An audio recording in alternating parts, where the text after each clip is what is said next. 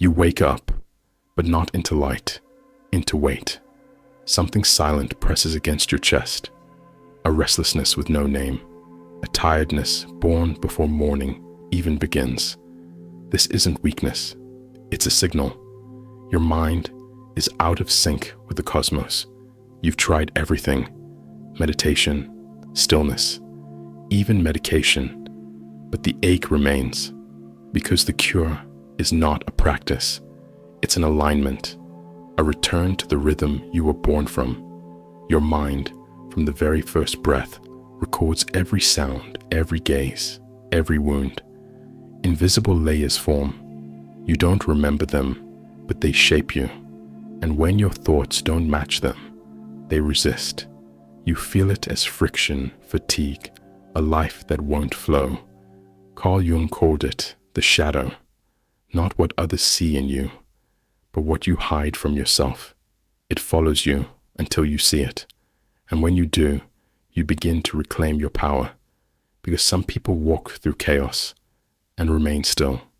Insults fly, plans fail, yet they stand like mountains in a storm, unaffected, unmoved. What do they know? They know this: nothing can touch you unless something inside you lets it in. If a word breaks you, you are already cracked. If rejection hurts, you are still seeking permission to exist. This is how two people experience the same moment and live in different worlds. Yes, two realities, two parallel universes, born not of space, but of thought. Each reaction carves a new timeline.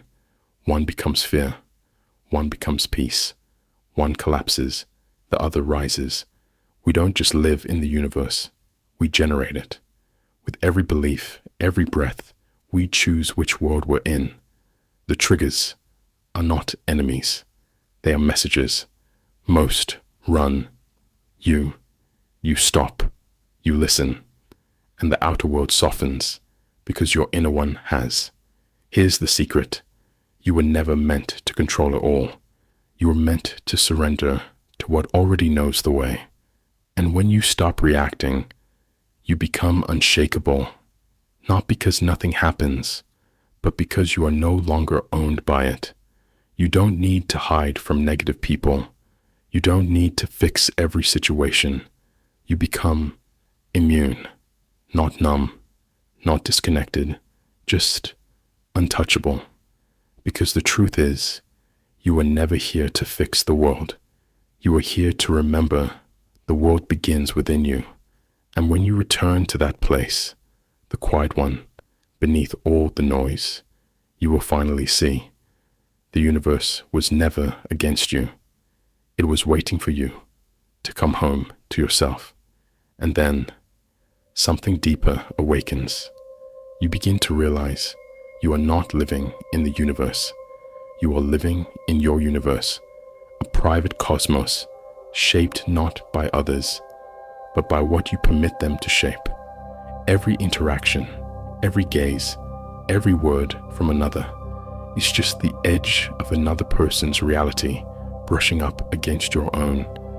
But their storm, their pain, their hunger for control does not have to become yours.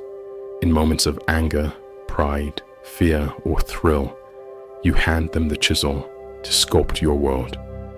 But if your universe was built in alignment with your mind, then their tools don't belong here. Letting someone else shape your reality creates friction, a subtle unease, a cosmic misalignment, and that's when the disturbance begins. Descartes once said, "I can doubt everything except that I exist." And he was right, because I cannot know your reality. I can only know mine. Each person is a universe, and we collide, we intersect, we echo through one another. But only you decide which echoes become structure and which ones fade into silence. This is not just awareness. This is sovereignty. The moment you reclaim authorship of your inner cosmos, you awaken a new era in your world. Because when you awaken, you begin to see awakenings in others. and your universe begins to mirror back everything you finally understood.